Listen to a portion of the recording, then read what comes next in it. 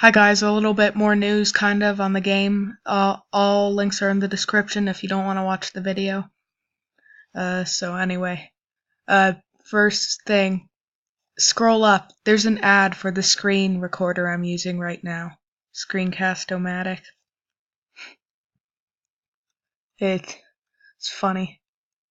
Uh, so, Gameinformer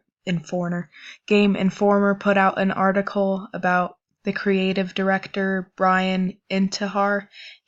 I don't know if that's how you pronounce it, but he's been in a lot of the overview videos they've done and the 101 questions about the game. A lot of those videos. So yeah, 100 rapid fire questions, combat and web swinging. Gameinformer has a whole video about him, so check that out. And the next thing that Gameinformer put out isn't really news, but it's just interesting to go over. This picture is so awesome. The history of Spider-Man games. So they talk a little bit about when he appeared in the comics, August 1962, Amazing Fantasy 15. So most of this is about the 8-bit games, or not 8-bit, but there's some 16-bit ones too, but most of them are about the Atari games and the pixelated games for people who don't know the terms. Anyway, the first game came out in the 1980s, 1982, on the Atari. So they give a brief description on each game, and I'm going to put the link in the description so you can read all this yourself. And they give every game a full description, and you're thinking, okay, cool, that means they're going to do every the heck? Oh, I clicked on the wrong thing. And now my screen recorder bar is in front of the back button. Okay, I'll be right back. Okay, I'm back. I accidentally clicked on the hub instead of the page 2. But so you think they're gonna give a description on every single game.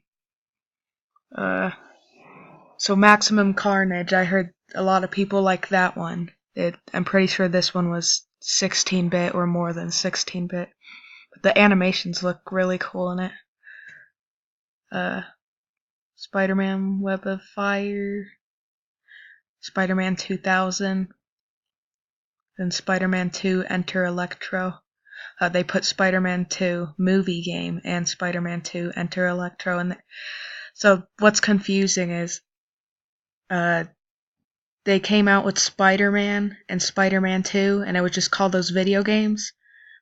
But the movie came out around then, so then they put out games with the exact same name, Spider-Man and Spider-Man 2, going along with the first and second Spider-Man movie. The one here was called Spider-Man 2 Enter Electro, but it's still funny. Loosely based on, yeah, Spider-Man 2 is a lot of people's favorites because of the web swinging. And Ultimate Spider-Man, which is based on the comic book. And I don't know if it's completely canon, but aspects of the story, which means it's a alternate Ultimate universe. But then you get down here, and I'm more interested for them to talk about these games, the rest. 2006 to 2014. They give 2 pictures for this from the same game, unless this is from Shattered Dimensions and this is Edge of Time, but 2099 look the same in Shattered Dimensions and Edge of Time. But it's kind of annoying. They was suddenly bitten by a decade of radioactive mediocrity. Yeah, I guess that's true. Web of Shadows. Did people like Web of Shadows? Shattered Dimensions, people liked, I know. 2011's Edge of Time I thought people liked Edge of Time also, but The Amazing Spider-Man I know people didn't like. And yeah, The Amazing Spider-Man 2, a low point for Spider-Man's video game output. which is the one I played on my channel. It's funny. 46 on Metacritic, I didn't know that. It's the last Spider-Man game released. Yeah. So anyway, this is all cool, and check out the...